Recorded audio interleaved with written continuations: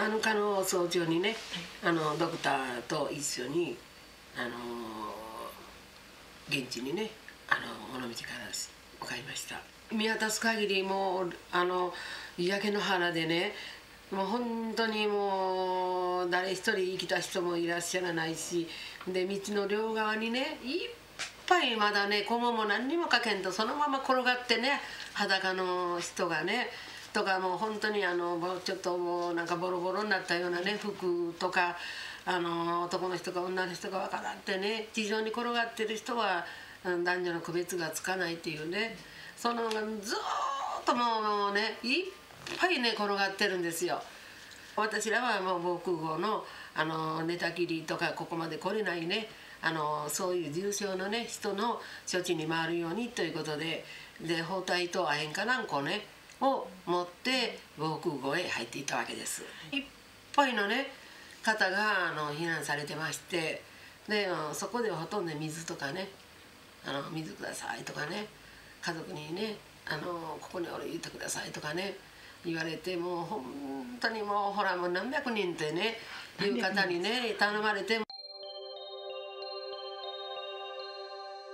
食事がね3日間がねやっぱ食べられな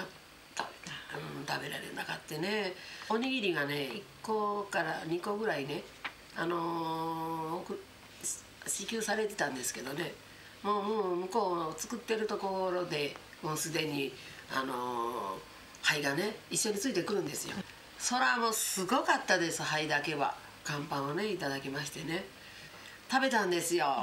で喉が渇いたの、飲んだらいかんってね言われてたんでね、やっぱり最初はね飲んだらいかんのかなって。だけどやっぱりもうこれで限界でね、もうここでもう死ぬと、もう死ぬのやったらね飲んで死のうっていうようなね、一人が飲んだらみんなね怖くないんでね、もうみんなね飲んだんですよ。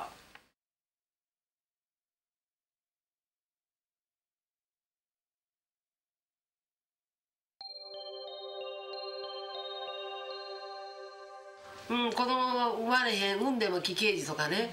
いろんなもう訳のわからんね病気になってね死ぬとかなんか恐ろしいね、草も生えへんねやからね、人間も子供も生まれへんとかね。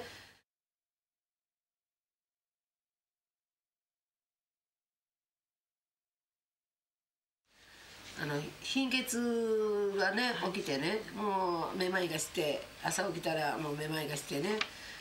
立ち上がれないとかね、ちょっと買い物しても倒れる、貧血を起こすね、で人には言えない、無理したらね倒れるね、治療しても治らない、その薬がないっていうようなね原爆にねこの薬があってねあればね訴えてそのお薬いただいて治るっていうね見込みのないのにね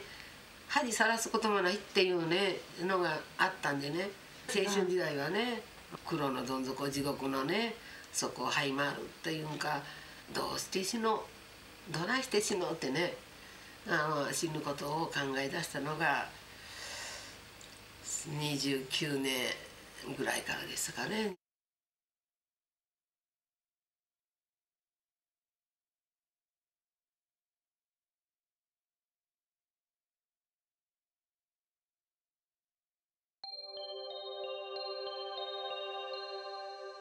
月にそうですね10日ぐらいはねやっぱ被爆者の方のねやっぱ90人近くおられますしね、この西側に。寝たきりの方がね半分もう今はちょっと約半分近くねなっておられましてね、そういう、待ってる人とかねちょっと頼みたいというようなねことは私できることはねさせてもらって、結構忙しいね毎日送ってるんですよ。